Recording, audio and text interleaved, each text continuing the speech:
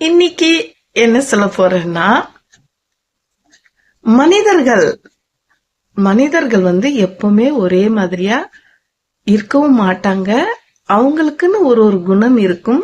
அத அவங்களால மாத்திக்கவும் முடியாது. சரிங்களா? ஒருத்தங்க சொல்றாங்க, என்ன ரொம்ப அவங்க லைக் பண்ணிட்டு இருந்தாங்க. என்னதான் ஆச்சுன்னு தெரியலங்க. சடனா என்ன ஒரு விரோதி மாதிரியே பாக்குறாங்க. சடனா அவங்களுடைய போக்கே மாறிடுச்சு அப்படின்னு சொன்னாங்க. அவங்க கிட்ட நான் கேட்டேன், ஒரு சில கேள்விகள் கேட்டு நானும் கொஞ்சம் பதில் சொன்னேன்.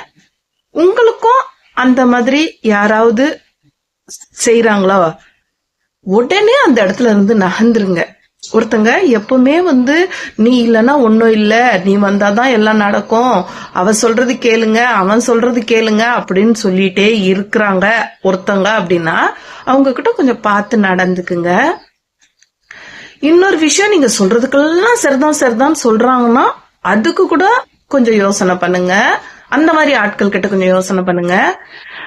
எது இருந்தாலும் ஓகே நீ சொல்றது சரியா இருக்கும், அவகிட்ட கேட்டு செய்யுங்க, அவங்கிட்ட கேட்டு செய்யுங்க அப்படின்னு சொல்லி ஒருத்தங்க யாரு உங்களுக்கு ஜிங்ஜாக் போட்டுட்டு இருக்காங்களோ அவங்க கிட்ட ரொம்ப ரொம்ப ரொம்ப ரொம்ப கேர்ஃபுல்லா இருங்க. ஏன்னா அவங்க ஒரு காலகட்டத்துல சடனா மாறுவாங்க. அவங்க வேலைங்க நடக்கிற வரைக்கும் உங்க கூட இருப்பாங்க. அதுக்கப்புறமா சடனா அவங்களுடைய ரூபத்தை மாத்துவாங்க. ஏன்னா உங்களுக்கு ஏதாவது தேவைன்னா உங்ககிட்ட ரொம்ப நல்லா பேசி நீதான் சொல்லுவாங்க. அந்த மாதிரி ஆட்கள் உங்களுக்கு கொஞ்சம் எப்படி இருப்பாங்கன்னா, அவங்களால அது பிறவி குணம் மாத்திக்கவே முடியாது. இன்னொருத்தங்களை குறை சொல்லி இன்னொருத்தங்க கிட்ட அவங்க வேலைய வாங்குற வரைக்கும் இன்னொருத்தங்களை பத்தி உங்ககிட்ட குறை சொல்லுவாங்க. அப்ப கூட நீங்க உஷாராயிரணும். அப்போ இவங்க நமக்கு சொல்றாங்கன்னா, இன்னொருத்தங்களுக்கு சொல்றாங்கன்னா நாளைக்கு நமக்கு கண்டிப்பா சொல்லுவாங்க. இதையும் யோசனை பண்ணி வச்சுக்குங்க. ஒருத்தங்க இப்ப உங்ககிட்ட எதிரி ஆறாங்கன்னா அது இப்போ இல்ல, அவங்க ஏற்கனவே உங்க மேல ஒரு என்ன சொல்றது, ஒரு பொறாமையில இருப்பாங்க. நம்ம இப்படி இருக்குமே, அவங்க நல்லா இருக்காங்களே அப்படின்னு சொல்லிட்டு ரொம்ப அடக்க உடக்கமா நம்மகிட்ட நடந்துப்பாங்க. ஒரு நேரம் அவங்களுக்கு வரும்போது அவங்க ரூபத்தை காட்டுவாங்க. எல்லாமே நீங்க தான் பண்ணீங்கன்னு உங்க மேல போடுவாங்க. அதனால என்ன பண்ணுங்க, யார் ஒருத்தங்க உங்களுக்கு ஜிங்ஜாக் போடுறாங்களோ, யார் ஒருத்தங்க நீ சொல்றதெல்லாம் சரின்னு கேக்குறாங்களோ அந்த மாதிரி பர்சன்ஸ் கிட்ட ரொம்ப பாத்துருங்க. மூஞ்சுக்கு நேரம் இது சரியில்லைன்னு சொல்றாங்களா, அவங்க கிட்ட நீங்க தைரியமா பழகலாம்.